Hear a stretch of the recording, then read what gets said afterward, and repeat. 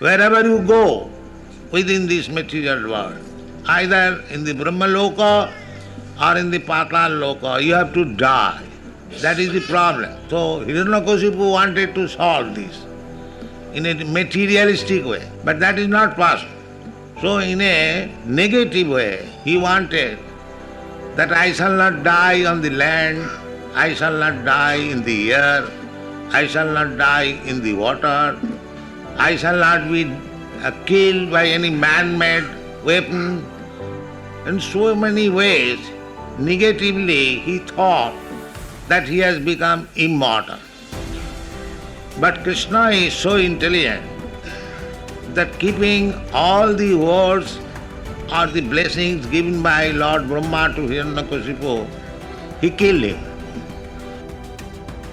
So we cannot cheat God, that is not possible.